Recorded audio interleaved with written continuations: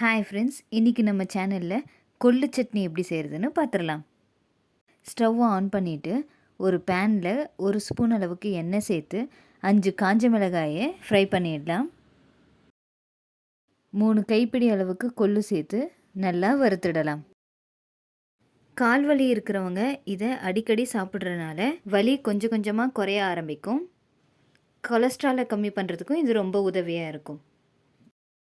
கொள்ளு நல்லா வறுத்தாச்சு. இப்போது ஒரு வெங்காயம், கொஞ்சமாக கறிவேப்பிலை, 5 பல் பூண்டு, 1 ஸ்பூன் அளவுக்கு சீரகம் சேர்த்து ஃப்ரை பண்ணிடலாம். இந்த சட்னி செய்கிறது ரொம்ப ஈஸிங்க. 2-3 நாள் வச்சு சாப்பிடலாம். அண்ட் சாதம், தோசை, இட்லி, சப்பாத்திக்குன்னு இது எல்லாத்துக்குமே செம்ம காம்பினேஷனுங்க.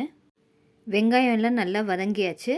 இப்போது 1/4 மூடி அளவுக்கு தேங்காய் துருவலை சேர்த்திடலாம். தேங்காய் ஆப்ஷனல் தாங்க, நீங்கள் போடாமல் அரைச்சிங்கனாலும் நல்லா தான் இருக்கும்.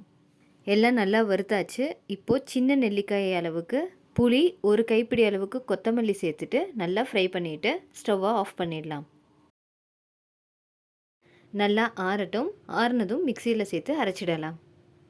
எல்லாத்தையும் மிக்சியில் சேர்த்திட்டு தேவையான அளவுக்கு உப்பு போட்டுக்கோங்க.